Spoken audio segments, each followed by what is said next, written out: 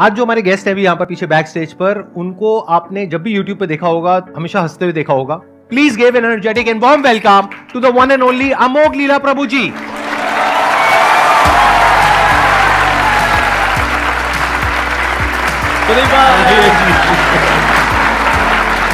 So glad to meet you. Wow, I'm seeing you in person. Amazing. Big round of applause for him.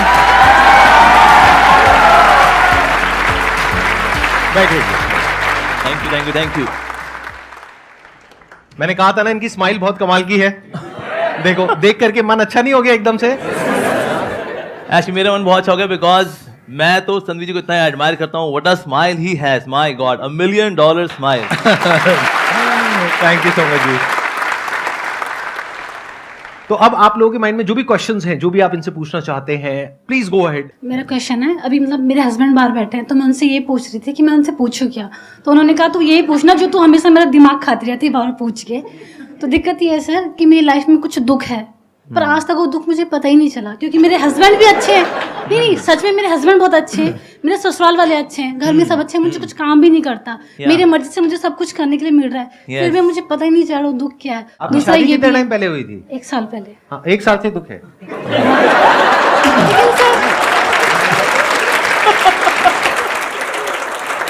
ऐसी शादी, ऐसा नहीं कि शादी की वजह से ही दुख होते हैं. बहुत अच्छे ऐसे भी गृहस्थास हैं, they are very happy in household life. तो एक्चुअली दुख वाला किस वजह से होता है? जैसे फॉर एग्जाम्पल अगर किसी को अगर पिंपल हुआ हो, ठीक है, कोई इसको आगे बुगली बुगली वुश कर दे, बुगली गंदे बदतमीज. पर एक्चुअली उसके बुगली बुगली वुश करने से पेन नहीं है, ये मेरे खुद के पिंपल की वजह से पेन है एक्चुअली, राइट. तो इसलिए हमारा क्योंकि मन ही इतना लो क्लास हो रखा है, इसलिए कोई भी आके हमारी खुशियों को कभी भी छीन सकता है एक्चुअली. तो जब मन के अंदर वायरसेस होते हैं ना, तो आप कुछ भी ढंग का नहीं कर पाते. और कब और कौन कब आपको दुख दे जाए कुछ नहीं पता. ये औरों की वजह से दुख नहीं है, ये दुख वास्तव में मेरी वजह से है. तो इसलिए हमें अपने मन को चंगा करना पड़ेगा. मेरे पास एक समय एक फैमिली आई थी, उन्होंने बोला कि हमारी बहू है जी बड़ा दुखी रहती है. मैंने कहा क्यों दुखी रहते हो आप? मैंने कहा आपके पति अच्छे नहीं है. नहीं जी बहुत अच्छे पति है मेरे, एकदम देवता स्वरूप मेरे पति हैं. मैंने कहा फिर आपके इन लॉज दुखी करते होंगे. मैंने कहा देखिए इन लॉज होते हैं, माता पिता होते हैं. नहीं बिल्कुल माता पिता से ज़्यादा प्यार करते हैं मेरे को, ऐसा मत बोलिए आप. मैंने कहा अच्छा. मैंने कहा ये बच्चे तंग करते होंगे. मैंने कहा बच्चे देखो कलयुग का प्रोडक्ट है सबके सब, ये तो क्या करना है इसलिए. नहीं जी ऐसा मत बोलिए आप, मेरे बच्चे बहुत अच्छे हैं. मैंने कहा अच्छा फिर फाइनेंशियल क्राइसिस रहते होंगे. मैंने कहा देखिए लक्ष्मी तो से नारायण के चरणों में ही स्टेबल रहती है, बाकी जगह तो कभी आनी है कभी जानी है. जो राजा है वो रंग है, जो रंग है वो राजा है. नहीं ऐसा नहीं है, बहुत पैसा है हमारे पास, financially I am also fine. मैंने कहा फिर आपकी हेल्थ खराब रहती होगी. मैंने कहा देखिए कलयुग के शरीर हैं ये, घुटनों के दर्द, लोअर बैक पेन. मैंने कहा नहीं ऐसा नहीं है, बहुत तगड़ी हूँ, ऐसे दबा दूं जान निकाल दूं किसी की. मैंने कहा अच्छा ये बढ़िया है. मैंने कहा फिर दिक्कत क्या है आपको? ये दिक्कत ये है जी मैं चाहती हूँ हम लोग यूएसए में सेटल हो जाए. मेरे हस्बैंड कहते हैं नहीं हम इंडिया में ही रहेंगे. ये सोच के मैं दुखी रहती हूँ. तो ये मन का स्वभाव है. जैसे आपने देखा कभी ना जब सौंफ दांतें फंस जाती है, बार बार जीभ कहाँ जाती है? जहाँ सौंफ फंसी होती है, बाकी दांतों में नहीं घूमती वो. और ये कैसे हम जहाँ दिक्कत है वहीं यही मन है. एक्चुअली मेरा क्वेश्चन ये है कि जैसे कलयुग में तो भक्ति की बहुत ज़्यादा ज़रूरत है, बहुत ज़्यादा. एंड ये मैंने अपने एक्सपीरियंस से बोल रही हूँ. तो मेरा ये है कि अगर जैसे हमें बहुत सारी नेगेटिविटीज़ आती हैं, तो अब क्या होता है कि भक्ति हमें हेल्प करता है कि हम अपनी जो भी हमारी नेगेटिविटीज़ हैं हम उससे तो हम कर लेते हैं, अपना हेल्प कर लेते हैं. बट क्या होता है ना कि समहाउ आप जो दूसरों से आती है आपसे, जैसे कोई एग्जाम्पल कोई पर्सन अगर वो हमारी लाइफ में नेगेटिव है तो हम उससे कैसे लड़ें? क्योंकि हम हमेशा मैंने सुना है कि कहते हैं कि उसे एलिमिनेट कर दो, उसे निकाल दो अपनी लाइफ से. बट आप हमेशा वो भी पॉसिबल नहीं कर पाते हो, क्योंकि नहीं हो पाता है. हम हर किसी को लाइफ से नहीं निकाल सकते हो. तो उसमें हमें क्या करना चाहिए? होता क्या नेगेटिविटी, ये तो बाहर ही जो सोर्सेज है ना, एक्चुअली हमने ऑलरेडी नेगेटिविटी बहुत इकट्ठी कर रखी है और मन का स्वभाव नेगेटिव होने का ही है.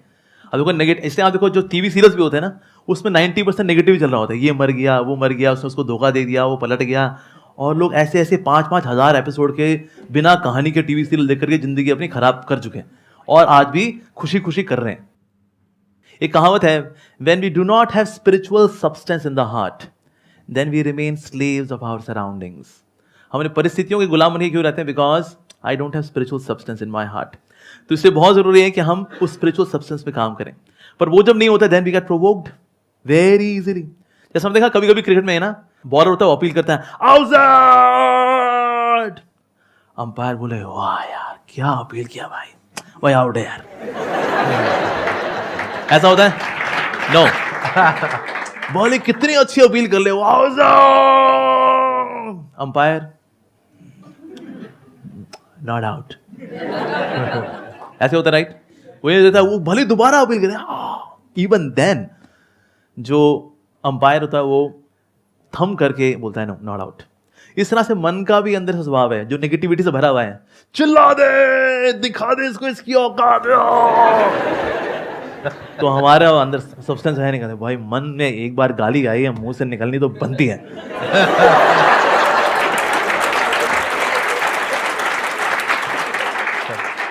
और होता क्या है, when you have that spiritual substance in the heart, ये जो भक्ति से जो मिलने वाला जो सब्सटेंस है ये इतना कंडेंस्ड होता है एक्चुअली, वो आपको ठहराव देता है कि जो भी प्रोवोकेशंस आती है, when negative person is inciting you to behave in negatively, Hare Krishna, that's it. देखिए बेसिकली क्या होता है कि हम चाहे उसको भक्ति कहें, चाहे स्पिरिचुअलिटी कहें, चाहे राइट अंडरस्टैंडिंग कहें of the scriptures, but the point is कि जब अंदर से आप स्ट्रांग होते हो, अंदर से आपको स्ट्रेंथ मिलती है, तो दो चीजें होती हैं। या तो ये जो नेगेटिव लोग होते हैं वो जब आपके पास में आते हैं तो ज्यादा देर तक वो आपके साथ नहीं रह सकते, वो अनकंफर्टेबल होने लग जाएंगे, आप नहीं होगे, वो होने लग जाएंगे, तो वो अपने आप ही दूर हो जाएंगे। लेकिन कई बार लाइफ में ऐसी सिचुएशंस आएंगी जब कोई ऐसे लोग आपको मिलेंगे, वो आपके ऊपर अटैक करने लग जाएंगे, that could be verbally, physically और in any way which is not right. उस वक्त आपको लड़ने की स्ट्रेंथ चाहिए, वो स्ट्रेंथ भी आपको स्पिरिचुअलिटी से मिलेगी। Then you need to have that kind of a frame of mind कि बड़े आराम से ठंडे दिमाग से सोच करके समझ करके फिर आपको लड़ना है। जैसे महाभारत में भगवान कृष्ण ने बोला अर्जुन को लड़ने के लिए, ये थोड़ी कि भागने के लिए, जब लड़ने का मौका आ गया है तो लड़ना भी है।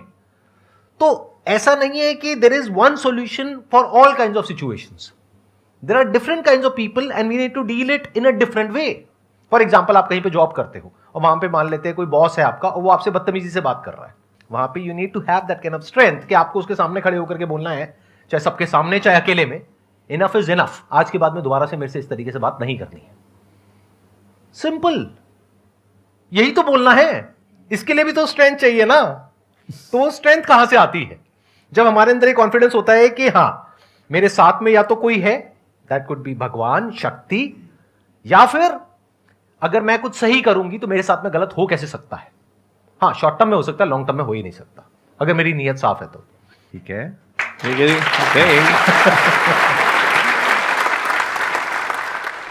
सर, क्वेश्चन पूछने से पहले मैं ये बोलना चाहूंगी कि आप और मैं सेम कॉलेज से हैं। अच्छा, KMC हैं? Yes sir, I am also from KMC। लेकिन आपने सेकंड ईयर में छोड़ा नहीं होगा, आपने पूरा किया नो होगा। सर, यस, मैं ये लाइन बोलने वाली थी, फिर मैंने कहा आप रोस्ट हो जाओगे। नहीं, मैंने खुद का रोस्ट कर दिया, मेरे को आदत है।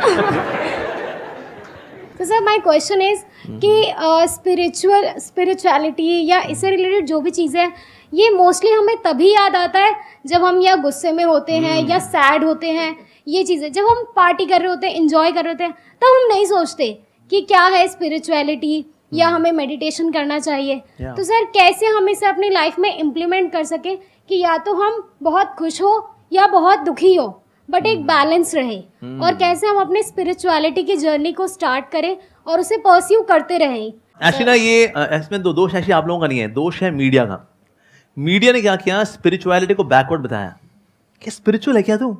अरे भाई ये सब बुढ़ापे में करते हैं यार, क्या यार ये जवानी है दीवानी, कम ऑन प्लीज।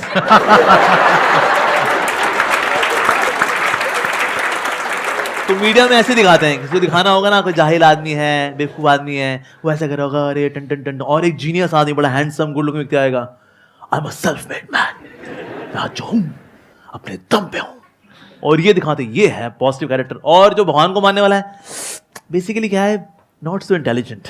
और एक तरह के ये भी एक कंफ्यूजन है कि बुढ़ापे में ही स्पिरिचुअल होते हैं। भाई अभी तो जिम्मेदारियां हैं जी, गृहस्थ हैं हम लोग अस्त हैं, व्यस्त हैं, त्रस्त हैं, चारों खाने पस्त हैं, क्योंकि हम गृहस्थ हैं। अभी थोड़ी ना।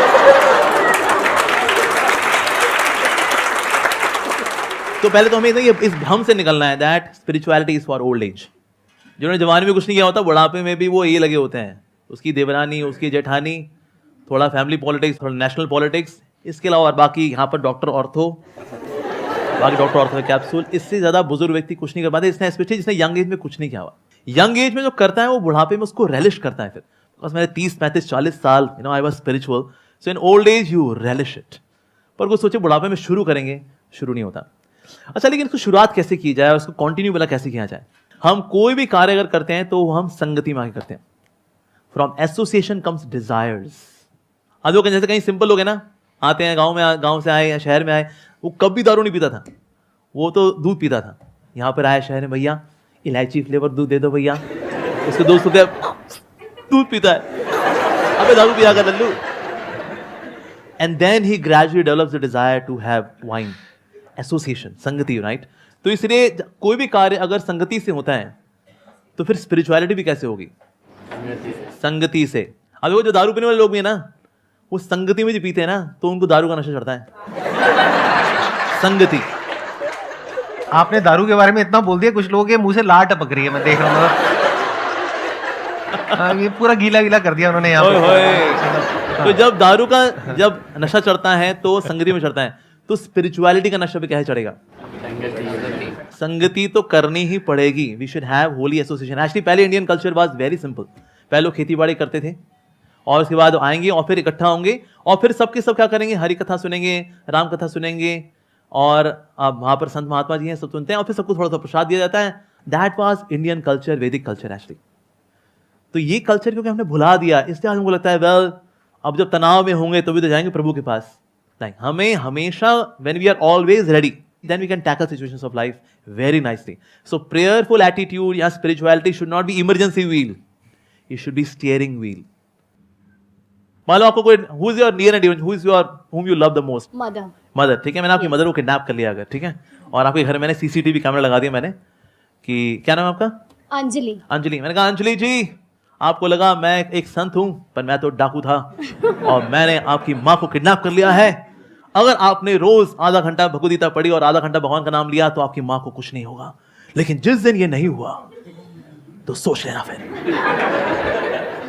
तो आपके पास कोई गपबाजी करने के लिए आएगा ना, कहता है अरे बाबा प्लीज जाओ, I am to do this. वो अमोघ लीला वो आए थे संदीप जी के शो में, हमें नहीं पता था उनकी असलियत। मेरी माँ को किडनैप किया उन्होंने, घर पे सीसीटीवी कैमरा लगाया हुआ है, उसको करना है ये अभी। टाइम निकलेगा 100% निकलेगा, because your mother is priority और उनकी वजह से वो spiritual activity will become priority और उसके लिए टाइम निकलेगा ही निकलेगा। उसके बाद कोई बोलेगा अरे नेटफ्लिक्स से पिक्चर आई हुई है लाल सिंह चड्ढा, आओ। अरे नहीं भाई नहीं, प्लीज ये CCTV camera, oh no, time निकलेगा, राइट? मेरे माइंड में वैसे एक क्वेश्चन आ रहा है, I am just curious to know. Please बताइए। अगर आप बताना चाहें तो दैट्स ओके, अगर नहीं तो कोई बात नहीं, फील फ्री। तो जब से आप इस बात पे आए जी, उससे पहले जैसे मैंगो पीपल हम सब हैं वैसे ही थे आप, या हमसे थोड़ा अलग थे? मतलब शुरू से ही कुछ अलग थे? नहीं, आई वाज आल्सो नॉर्मल। मैं आप लोगों से, मैं ऐसा नहीं मैं वीनस या मार्स से यहाँ उतरा हूँ, मैं बिल्कुल मैं मतलब 14 फरवरी को आप भी मतलब पूरा वो एक्चुअली मैं बताता हूँ उसकी वजह क्या है। वैसे तो मैं बिल्कुल नॉर्मल ही था, पर ना मेरी लाइफ में थोड़ा ट्विस्ट ये हुआ कि 14 फरवरी के बाद 15 फरवरी को लोग बहुत काउंसलिंग लेने के लिए आया करते थे। 14 फरवरी को लोग करा लेते हैं जो करना होता है उनको, उसके बाद दिल टूटे हुए जो होते हैं वो 15 फरवरी को आते हैं। So somehow by arrangement of the Lord, पता नहीं क्या कहेंगे, I was like love guru, love guru. तो टूटे दिल वाले ना आते, हम जब किसी से सच्चा प्यार करते तो हमें सच्चा प्यार क्यों नहीं मिलता? और फिर मैं उनकी काउंसलिंग करूंगा, मैंने कहा इट्स ओके यार, ये सब लड़के ऐसे ही होते हैं। ये मतलब इस बात पे आने के बाद या पहले? ना, ये पहले की बात है। अच्छा, पहले ही लोग बिफोर स्टार्टिंग में बात मैं ये देखा करता, मैं कहा ये दुखियारी लड़के भी आते हैं, दुखियारी लड़कियां भी आती हैं, ये उनको गबड़गोची करते हैं, उनके साथ गबड़गोची। मैं कहा ये मामला यार ये बहुत गड़बड़ है, इसमें कोई प्यार व्यार नहीं है। नोबडी लव्स एनीवन, सब खुद से प्यार करते हैं एक्चुअली। तो ये वैलेंटाइन डे कुछ नहीं होता कि जब तक तुम मेरी इंद्रिय को तृप्त करती रहोगी, आई लव यू, और तुम भी अगर करते रहोगे आई लव यू टू। मैं कहा यार ये तो बहुत गड़बड़ मामला है।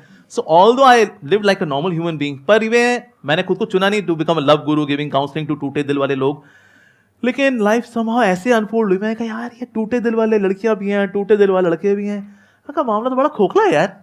सो I was also like a normal human being, but by God's grace I learn by hearing and observation. मैंने एक चीज नोटिस करी कि जो भी लोग इस्कॉन से जुड़े हैं या ये स्पिरिचुअल जर्नी से जुड़े हुए हैं, उनके चेहरे पे आप अगर नोटिस करोगे तो एक अलग तेज है। पहले लगता था वो आर्टिफिशियल स्माइल है, लेकिन अब लगता है ये इनर स्माइल है। तो ये कोई ऐसा नहीं है मैन मेड है या कुछ वो दिखाने के लिए करते हैं। तो अब जैसे मैं जॉब में हूँ, तो प्रॉब्लम क्या होती है, जैसे रात को हम लोग अपना काम खत्म किया, उसके बाद सो गए, तो सुबह मॉर्निंग होते ही या पूरी रात में यही टेंशन रहती है कि कल अपने को ये काम करना है। तो उस चीज़ को लेके कहीं ये चीज़ मेंटेन नहीं हो पाती चेहरे पे, या नॉर्मल लाइफ में भी पूरी टेंशन रहती है हर टाइम पे। तो वो कैसे मैनेज करें या उस चीज़ को कैसे डील करें, ये एक मेन क्वेश्चन है मेरा। कुछ चीज़ें हैं जो आपके वश में हैं और कुछ चीज़ें हैं जो आपके वश में नहीं है। जो चीज़ें आपके वश में हैं, क्या उसकी टेंशन आपको लेनी चाहिए? नहीं, आपके वश में है ना, तो काफी टेंशन लेनी। अच्छा, फिर दूसरा सेक्शन है, क्या आपके वश में नहीं है, क्या उसकी टेंशन लेनी चाहिए? नहीं, वश में ही नहीं है, तो ये तनाव भला होता क्यों है? यही तो है दो सेक्शंस, एक मेरे वश में है, एक मेरे वश में नहीं है। तो जो मेरे वश में नहीं है, जब मैं उसको खींच खींच करके अपने वश वाले सेक्शन में लाना चाह रहा होता हूं ना, ये एक्सरसाइज स्ट्रेस लेकर के आती है। बस ये एक्सरसाइज छोड़नी है हमको, कि जो चीज़ मेरे वश में नहीं है, से for example you love somebody, उसके बाद भी आपको धोखा देता है, ठीक है, उसका वो किसी और से इन्फ्लुएंस हो गया, ये हमारे वश में नहीं है। हमारे वश में क्या था? उस रिश्ते को अच्छे से निभाना, वो हमारे वश में था। तो इसीलिए जब आप ये चीज़ समझ लेते ना, कभी आपको ऐसा कोई दिक्कत हो, ये पेन कॉपी पेन लेकर बैठ जाओ, लाइन खींचो बीच में, क्या वश में है क्या वश में नहीं है, that's a simple activity and start working on it. आपका स्ट्रेस कम हो जाएगा। अब जितने लोग भी तनाव में रहते हैं ना, जितने भी कंट्रोल फ्रीक्स हैं, ये तनाव में रहेंगे, बिकॉज यार always controlling controlling controlling controlling, मैं लोगों को कंट्रोल कर लूं, स्थितियों को परिस्थितियों को कंट्रोल कंट्रोल कंट्रोल, फिर चीज़ें जब कंट्रोल के बाहर जाती हैं, उससे भी तनाव आता है। दूसरे हैं परफेक्शनिस्ट, इनको भी बहुत तनाव आता है, बिकॉज सबको उनको चाहिए एवरीथिंग 10/10, सबको 10/10 होना चाहिए। मेरी एजुकेशन 10/10, मेरी सैलरी 10/10, मेरी सेविंग्स में 10/10, मेरी गाड़ी 10/10, मेरी वाइफ 10/10, मेरा पड़ोसी 10/10, पड़ोसी की पत्नी 10/10।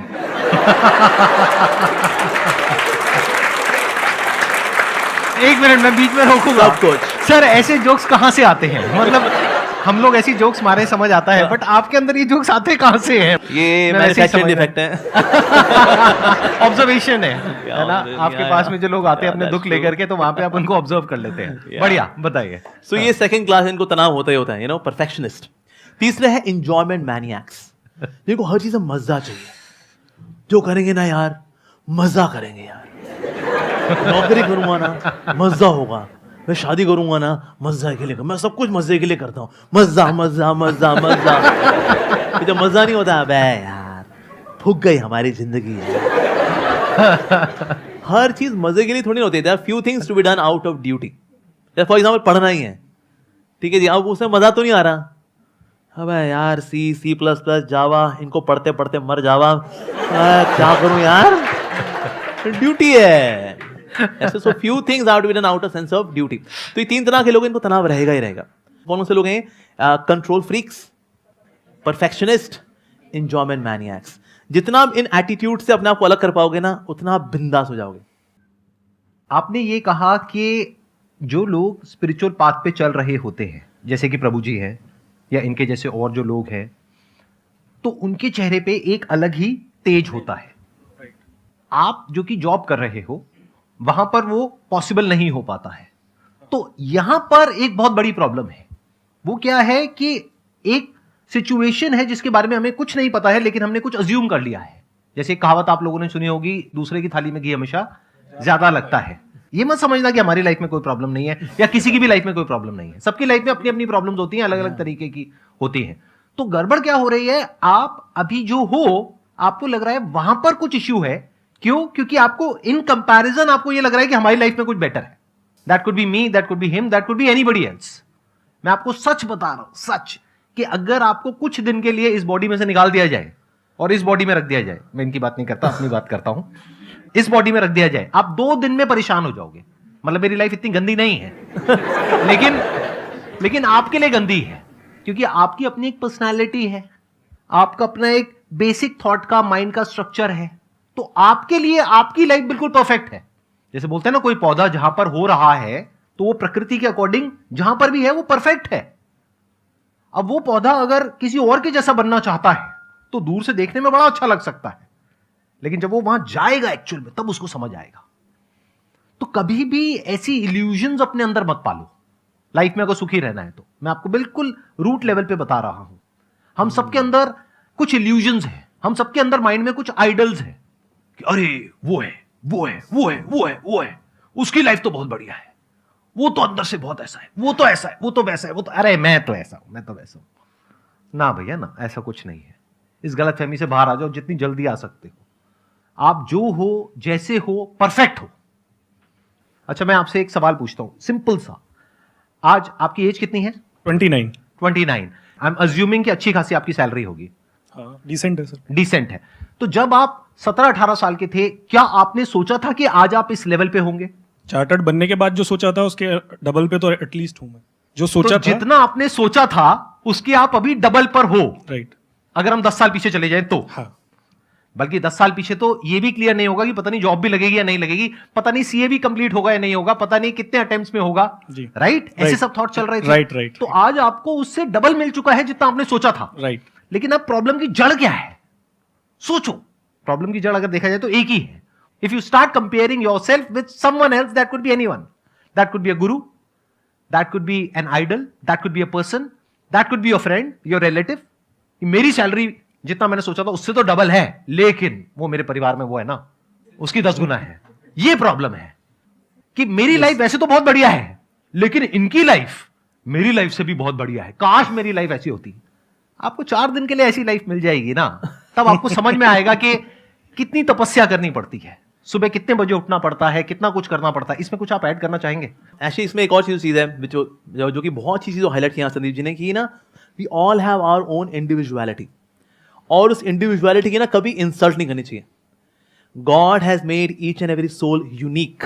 व्हेन वी कंपेयर आवरसेल्व्स कि हम भी वैसे बन जाएं, आप इंस्पिरेशन ले सकते हैं किसी से। मान लो कोई संदीप से इंस्पिरेशन लेता है अगर, कि कितना अच्छा समझाते हैं, इंस्पिरेशन ले ले। इंस्पिरेशन लेने के लिए कोई मनाही नहीं है, लेकिन हम जब वैसा ही बनना चाहते हैं, अपनी इंडिविजुअलिटी को इनहाइलाइट करना चाहते हैं, that will lead to stress. Thank you Prabhu ji यहाँ पर आने के लिए। मुझे बहुत अच्छा लगा आपसे मिलकर। मुझे बहुत अच्छा लगा आपसे मिलकर के। Big round of applause for him. Thank you.